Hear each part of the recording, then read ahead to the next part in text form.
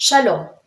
Alors, je vais lire le chapitre 2 de Daniel. Je continue ma lecture maintenant du soir. Je me mets là parce que c'est là où j'y vois le mieux, parce que j'ai pas de lunettes adéquates. La seconde année du règne de Nebuchadnezzar eut des songes. Il avait l'esprit agité et ne pouvait dormir. Le roi fit appeler les magiciens, les astrologues, les enchanteurs et les chaldéens pour qu'ils lui disent ses songes. Ils vinrent et se présentèrent devant le roi. Le roi leur dit : « J'ai un songe.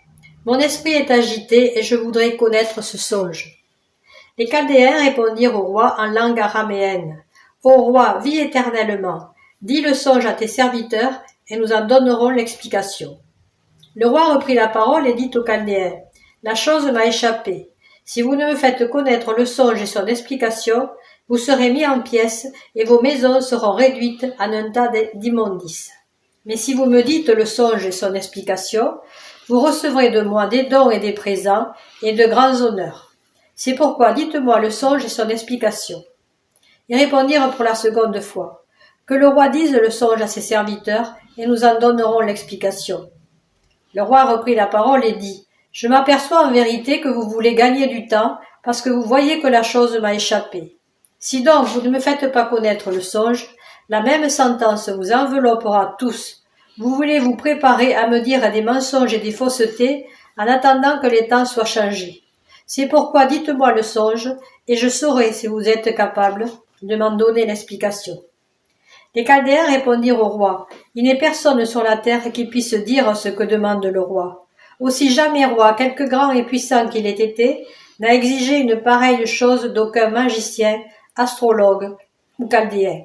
Ce que le roi demande est difficile, il n'y a personne qui puisse le dire au roi, excepté les dieux, dont la demeure n'est pas parmi les hommes. » Là-dessus le roi se mit en colère et s'irrita violemment. Il ordonna qu'on fît périr tous les sages de Babylone. La sentence fut publiée, les sages étaient mis à mort et l'on cherchait Daniel et ses compagnons pour les faire périr. Alors Daniel s'adressa d'une manière prudente et sensée à Arjoc, chef des gardes du roi, qui était sorti pour mettre à mort les sages de Babylone.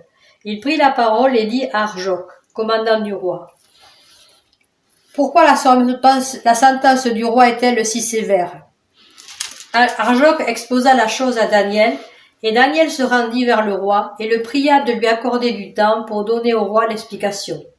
Ensuite Daniel alla dans sa maison, et il instruisit de cette affaire Anania, Michaël et Azaria ses compagnons, les engagea à implorer la miséricorde de l'Élohim des cieux, afin qu'on ne fît pas périr Daniel et ses compagnons avec le reste des sages de Babylone. Alors le secret fut révélé à Daniel dans une vision pendant la nuit.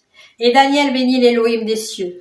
Daniel prit la parole et dit : « Béni soit le nom d'Élohim, d'éternité en éternité. À lui appartiennent la sagesse et la force. C'est lui qui change les temps et les circonstances, qui renverse et qui établit les rois, qui donne la sagesse aux sages et la science à ceux qui ont de l'intelligence. Il révèle ce qui est profond et caché.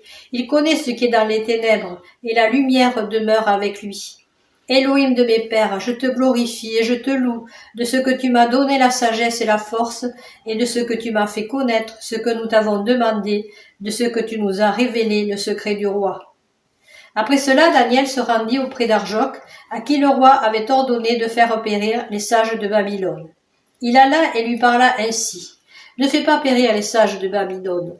Conduis-moi devant le roi, et je donnerai au roi l'explication. » Arjoc conduisit promptement Daniel devant le roi et lui parla ainsi : « J'ai trouvé parmi les captifs de Juda un homme qui donnera l'explication au roi. » Le roi prit la parole et dit à Daniel, qu'on nommait Belchatsar : « Es-tu capable de me faire connaître le songe que j'ai eu et son explication ? » Daniel répondit en présence du roi et dit : « Ce que le roi demande est un secret que les sages, les astrologues, les magiciens et les devins ne sont pas capables de découvrir au roi.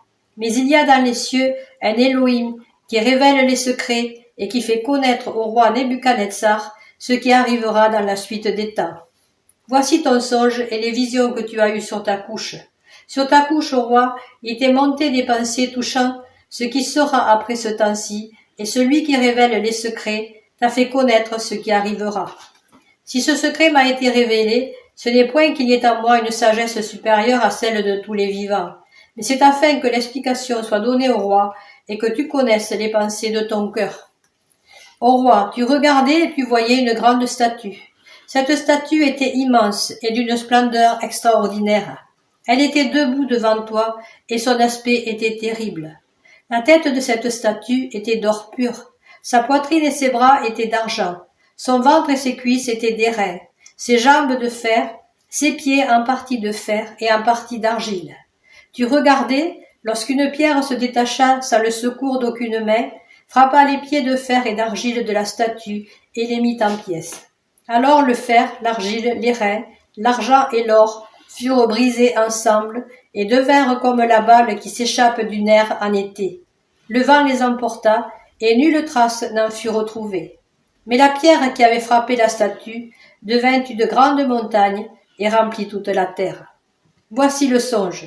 Nous en donnerons l'explication devant le roi. Ô roi, tu es le roi des rois, car l'Élohim des cieux t'a donné l'empire, la puissance, la force et la gloire.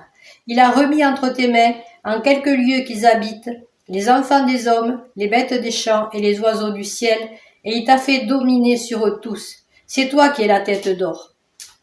Après toi, il s'élèvera un autre royaume, moindre que le tien, puis un troisième royaume qui sera d'airain et qui dominera sur toute la terre. Il y aura un quatrième royaume fort comme du fer. De même que le fer brise et rompt tout, il brisera et rompra tout, comme le fer qui met tout en pièces. Et comme tu as vu les pieds et les orteils en partie d'argile, de potier et en partie de fer, ce royaume sera divisé. Mais il y aura en lui quelque chose de la force du fer, parce que tu as vu le fer mêlé avec l'argile. Et comme les doigts des pieds étaient en partie de fer et en partie d'argile, ce royaume sera en partie fort et en partie fragile. Tu as vu le fer mêlé avec l'argile, parce qu'ils se mêleront par des alliances humaines, mais ils ne seront point unis l'un à l'autre, de même que le fer ne s'allie point avec l'argile. Dans le temps de ces rois, l'Élohim des cieux suscitera un royaume qui ne sera jamais détruit et qui ne passera point sous la domination de notre peuple. Il brisera et anéantira tous ces royaumes-là, et lui-même subsistera éternellement. C'est ce qu'indique la pierre que tu as vue se détacher de la montagne sans le secours d'aucune main, et qui a brisé le fer, l'airain, l'argile, l'argent et l'or. Le grand Élohim a fait connaître au roi ce qui doit arriver après cela. Le songe est véritable et son explication est certaine. Alors le roi Nebuchadnezzar tomba sur sa face et se prosterna devant Daniel, et il ordonna qu'on lui offrit des sacrifices et des parfums. Le roi adressa la parole à Daniel et dit, « En vérité, votre Élohim est l'Élohim des dieux et le Seigneur des rois, et il révèle les secrets, puisque tu as pu découvrir ce secret. » Ensuite le roi éleva Daniel et lui fit de nombreux et riches présents. Il lui donna le commandement de toute la province de Babylone et l'établit chef suprême de tous les sages de Babylone. Daniel prit le roi de remettre l'intendance de la province de Babylone à Shadrach, Meshach et Abed-Nego, et Daniel était à la cour du roi. Voilà, c'est la fin du chapitre 2. Voilà, Nebuchadnezzar, c'était pas quand même quelqu'un de facile. Hein. Et voilà, Daniel, il a fait confiance, il a prié le Seigneur et le Seigneur lui a répondu. C'est formidable de voir ce que le Seigneur a fait. Et on voit là que c'est lui qui dispose de tout, qui fait tout, qui permet tout, qui peut tout.